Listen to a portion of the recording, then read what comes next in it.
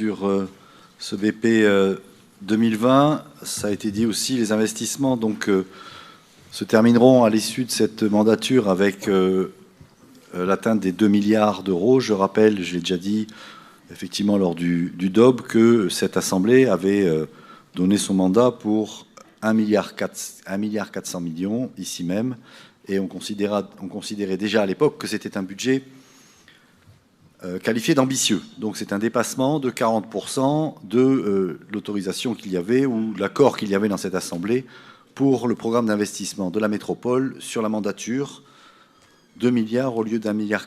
Sur la dette, ça a été dit, une dette qui dépasse le milliard d'euros. Il me semble avoir entendu ici que cette limite était une limite à ne pas franchir. Quelques mots sur le point d'alerte. Évidemment, c'est la capacité de désendettement, malgré les propos rassurants de mon collègue Briand. Nous sommes effectivement à 8,4 années. Je crois qu'il a dit moins de 8, mais moi j'ai lu 8,4 années, sauf erreur de ma part. Et nous étions à 7,4 années l'année précédente, en capacité de désendettement, c'est-à-dire sur la base de l'épargne brute, je crois, le temps qu'il faut pour rembourser les emprunts en cours. On est passé de 7,4 années à 8,4 années. On a pris une année de capacité de désendettement en une seule année. C'est extrêmement alarmant. Moi, je voudrais rappeler quand même que la moyenne des métropoles, la moyenne de capacité de désendettement des métropoles en France est de 4,5 années en 2018, et c'est un recul par rapport à 2017, c'est-à-dire que la tendance générale des métropoles, c'est le désendettement, c'est la baisse de la capacité de désendettement en termes d'années. Chez nous, c'est exactement le contraire. Nous sommes en très forte croissance avec un danger. Je rappelle qu'à 12 années, nous n'avons plus le droit d'emprunter. Effectivement, l'épargne nette est très inquiétante puisqu'on avait mis à 50 millions d'euros la barre en début de mandat comme épargne nette minimale. Nous sommes à 33, c'est-à-dire en grande difficulté. Je voudrais interroger également sur un point, peut-être que ça a été dit quelque part dans une commission.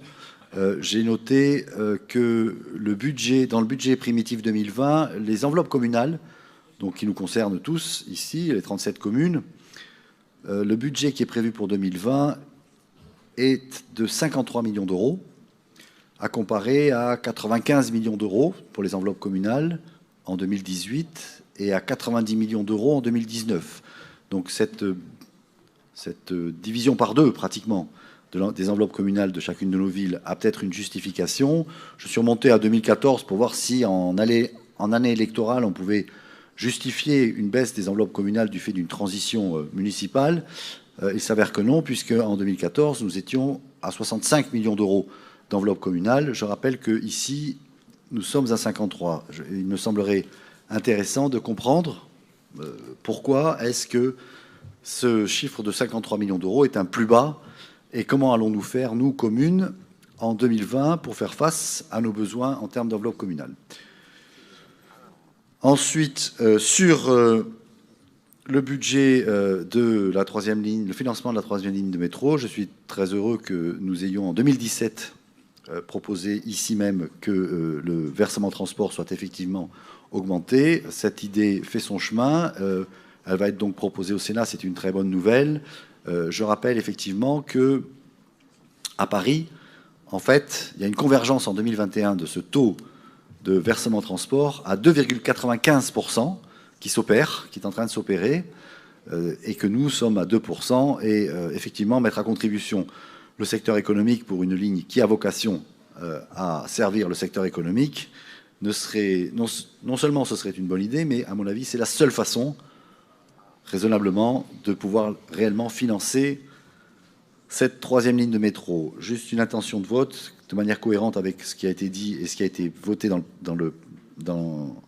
lors des conseils métropolitains précédents. Nous, le groupe Métropole Citoyenne, votera contre les délibérations 5.1 à 5.12. Merci, Monsieur le Président.